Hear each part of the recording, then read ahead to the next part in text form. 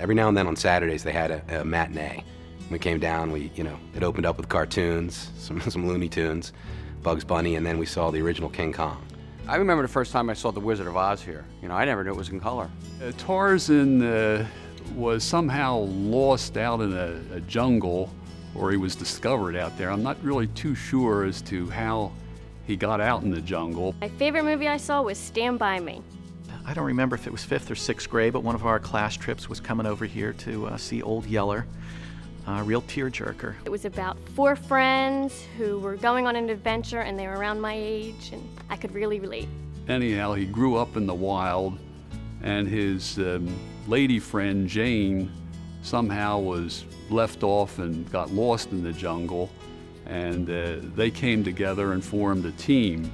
Lollipop, lollipop, oh lolly, lolly, lolly, lollipop. Star Wars was a movie that touched me deeply. Even when we were younger, we weren't supposed to see the scary movies. I know I was a little bit in awe of Luke and Princess Leia. We still came, saw the scary movies. One in particular was Carrie. I remember it like it was yesterday. And where Boy came from, I don't know, but he was ever present. As soon as a hand came up through the ground, 10, 12 kids jumped up out of their seat and didn't touch the floor till they got outside.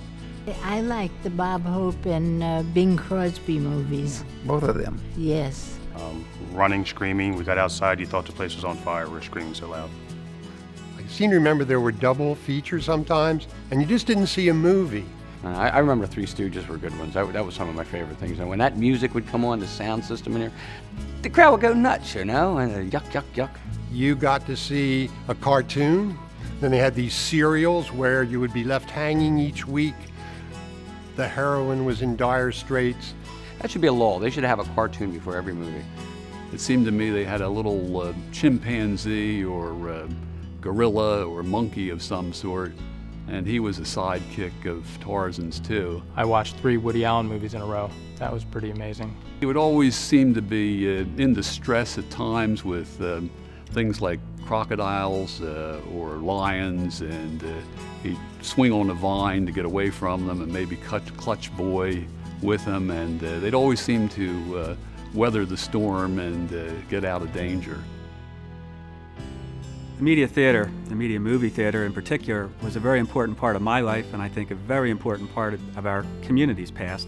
And I just had the urge to add something on to what is already a wonderful performing arts theater. My favorite snack definitely was the popcorn, because it was always fun to start popcorn fights.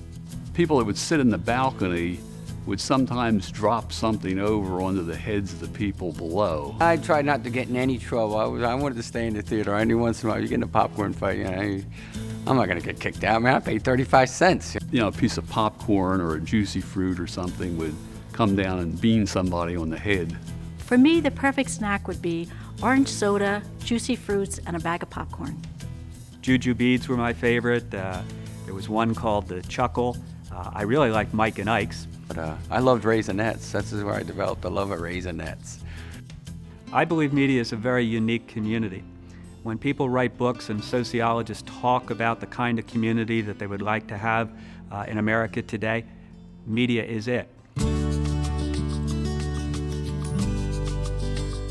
My favorite seat was in the back row by the window. One of my favorite seats in the whole movie theater was in the right-hand front, right up there. No one in front of you. You can see the movie perfect. And it was close to one of the exits too. That was a big thing. If you were scared, you made the exit fast enough. Because you weren't allowed to smoke in the theater, but you could stand behind the window and still watch the movie and have a cigarette. I liked sitting in the balcony because you could get a better view of the movie. And it was just fun to sit up there because you were elevated way up high. When I was in high school and I was dating my girlfriend Louise, we'd sit up in the balcony, and that was a good place to nick. We tended to sit middle of the theater so that we could see who was coming and going. Just getting your arm around her was a big accomplishment. We would always sit coming into the theater on the left-hand side, and if we could get it, we would get the aisle area there where we could stretch our legs out. But then your arm would go to sleep, and it would be very tough to move it. I knew the one thing, as a wives' tale, don't sit under that chandelier. No, I sat under it many times, and I thought about it falling, but it didn't worry me. I don't think I even give much thought other than looking at it. Because it was so big, and we always wondered what would happen if it fell. I'm thinking yes. There was always that concern. So that was probably one place I didn't sit, was right underneath the chandelier. That was always just wondering what might happen if that was to fall. The theater has spent the last 10 years as a performing arts center and has thrilled us with many wonderful Broadway musical productions and other shows, and has really been a solid asset to our community, and we're really thrilled to have this theater here. We here at the Media Theater Organization, we are very happy about the Media Film Festival, and we hope it becomes an annual event. So when we came back on opening day in 1994 and got to sit here and see those fantastic performances, I felt like a sense of renewal, that something had been returned to our community that we were afraid we weren't going to have back.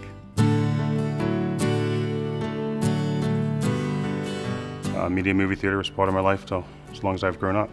Well, I liked it because it was cheap. It only cost 5 cents. And you felt so romantic because everything was larger than life. Sometimes we didn't have to pay anything. I can remember that one guy would come in, and there were 2 exits on the side. They're still here. And then when the usher would leave, we would open the door and let the rest of the group in. I just remember at one point in the movie, all of a sudden the action froze, and you saw that blistering effect on the film, and everybody in the audience applauded, and it was almost something that people expected here. Either the air conditioning wasn't working or the heater wasn't working, and you had blankets, your coats on for the entire film, and you could see, your breath during the course of the movie. But it was all part of the atmosphere here at the Media Theater. My memory that I have that sticks the most is being 13 years old, first time being allowed to go to the movies with a group that was mixed, boys and girls, and going without parents and sitting in the back and having popcorn fight.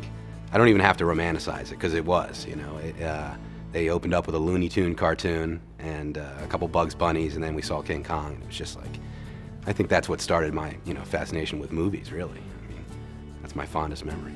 Well, the thing I recall was that when we came in, usually there's people waiting for the next show, and outside was always quite busy with the people coming and going. That's right. And like I said, you met a lot of your friends in the lobby waiting for the next show. What I liked best about coming to the movies was a sense of community, in the sense that this was a focal point for the town. This was one thing that everybody could identify with. I can't wait to see movies here again.